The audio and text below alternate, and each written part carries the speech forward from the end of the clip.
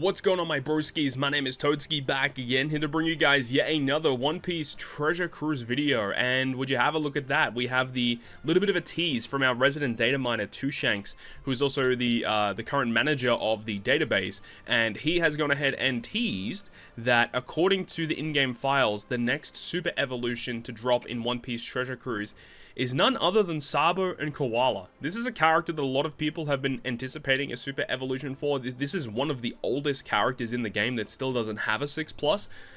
It is a bit of a strange decision to make this character the super evolution though, considering the batch that's coming out right now. Personally, I would have loved if they gave a super evolution for the Rumble Legend Garb.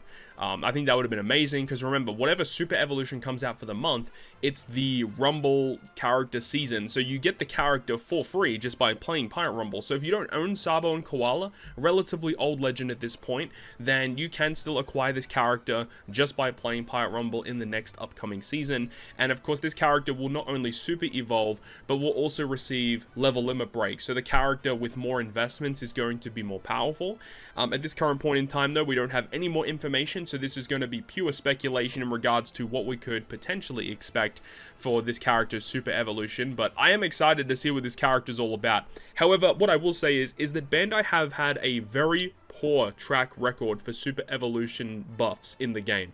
Even if you just go back to last month with the two Zoro super evolutions, I think honestly both of them were a bit of an L. I guess there are some, you know, redeeming qualities with them in some capacity. The fact that the Dex Zoro now boosts Dex, Slasher, and Driven, and the fact that you've got the green Anniversary Zoro, which evolved into a blue Zoro and is now Driven focused. Like, yes, they have uses, but none of these super evolutions have been on the power level that I was really expecting. You know, when a character receives a buff, like, okay, I always make this comparison, but for Dokkan Battle, when a character gets an Extreme Z Awaken, which is their equivalent of a super evolution, characters that are essentially, like, not used at all become, like, some of the best units in the game. And the fact that we don't have, like, imagine, like, a 6+ of SABO Koala and it automatically becomes, like, a top 10 level character in the game. Like, that would actually be crazy. We just don't get those types of buffs. These characters come out, they get slight increases. I really want to see some massive buffs for these super evolutions, and they just don't really get it. Not even in Pirate Rumble. I mean, a lot of the times the Pirate Rumble buffs are really more disappointing than just the normal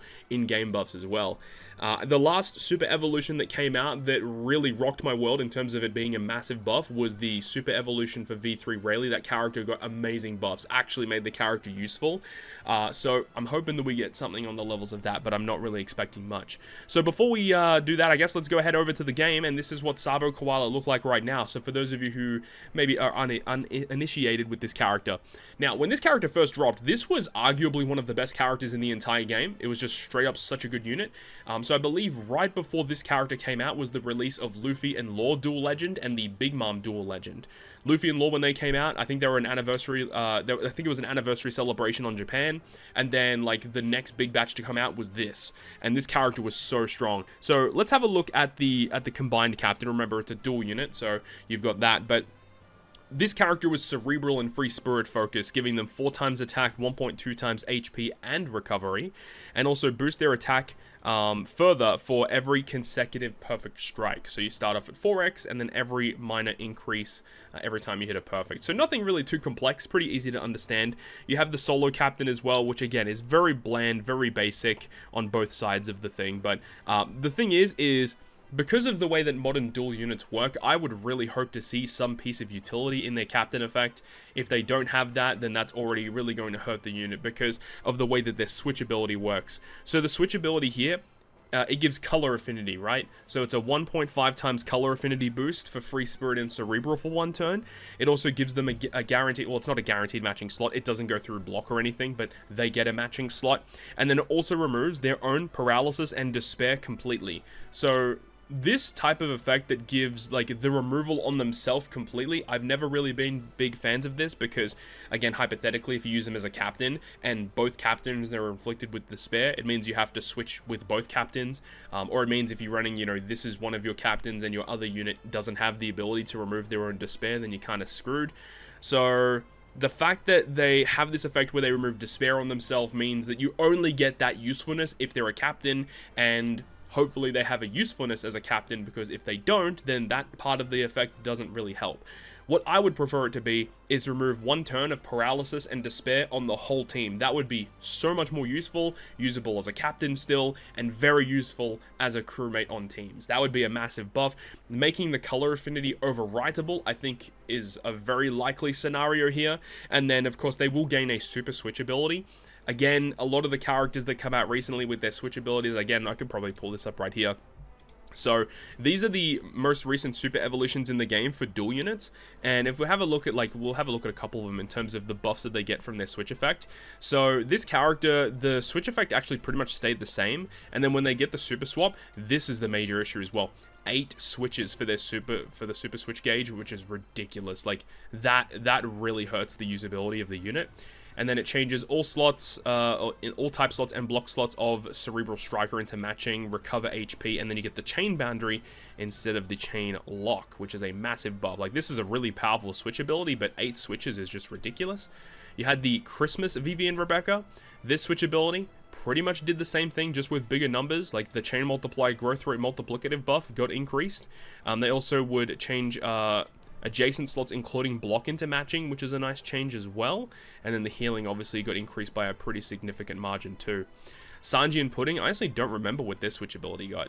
So the super switch would change orb including block of this character into a similar orb, and then adjacent slots including block into rainbow, and then you heal more when you move on to the next stage, going from 25% to 40%. Yeah, this is a pretty big buff, and this is another unit that removes paralysis, despair, and slotbind on themselves completely. So the fact that Sabo and Koala also have this exact ability, and we already have history to kind of show that this effect basically doesn't change, I feel like it's a pretty fair assessment, pretty good speculation to suggest that this is probably not going to change with this character's switch effect either, which is kind of underwhelming, because their switch effect is pretty mid by today's standards. So what I would hope to see is, I would hope to see that in the base switch effect to remove their own block slot into matching every time they switch. If not, then their super switch would definitely do it. So we'll have to wait and see how that actually kind of works out. But I would expect that the color affinity boost is going to be overridable. Now, as for the special ability of this unit, this was part of the reason why this character's special ability was so strong. So it changes block and unfavorable slots into matching. You get an attack boost for Free Spirit and Cerebral, 2.25 times for 1 turn.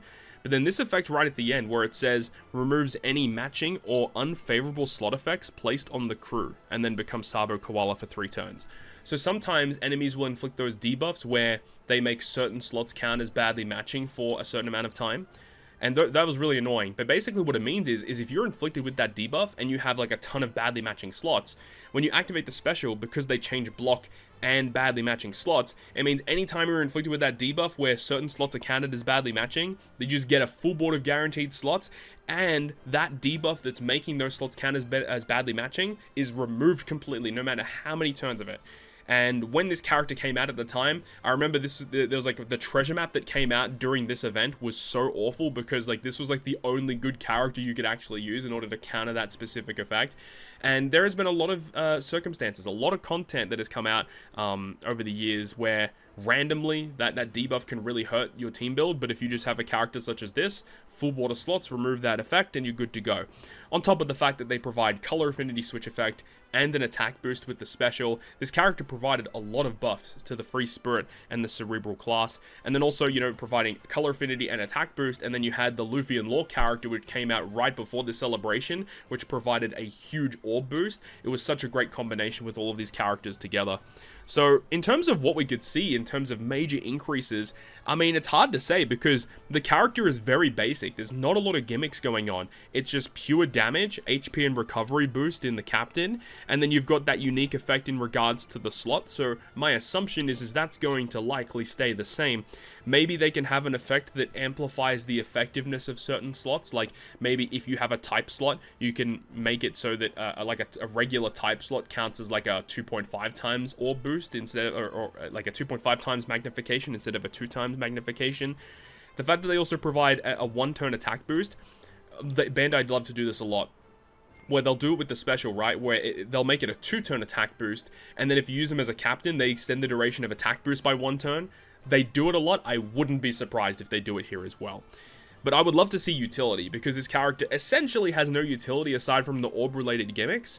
Maybe they could input slot change impossible. That'd be kind of neat, to make certain slots appear and then put them in slot change impossible would be really, really cool. And the other thing as well that's interesting is you look at their tags. They're Revolutionary Army and Logia type. They don't have any like arc specific tag on here, because this was just like a random unit, I guess, that they put in. So I'm not expecting them to have an arc specific tag. If they do, that would be pretty neat, but I'm not expecting that at all. But there's so many different ways that they could go about buffing Sabo and Koala, and I really hope that they do this character justice. Potentially, I guess one thing to note is that because of their switch effect removing paralysis and despair on themselves, I mean, I wouldn't mind if they put paralysis and despair removal in the special. I think that would be pretty cool too, all things considered. And in terms of Pirate Rumble, this character really has never seen play in Pirate Rumble either. Now remember, this character will receive buffs in some capacity in Rumble. You can see I haven't even leveled this character up in Rumble. This character is so bad. So they give Free Spirit and Cerebral class a critical hit increase, and they also give a speed increase. So critical hit was a thing when Rumble first dropped in Treasure Cruise. The Free Spirit, a lot of the Free Spirit characters were focused on dealing crits, and then when you deal a crit, you would get benefits because of it. So this is the reason why this character is designed the way that they are. And then this special is so awful here. You do a medium frontal range, 0.65 times damage, defense down level 3, which I guess is not bad, and they do a small frontal for 1.15 times damage.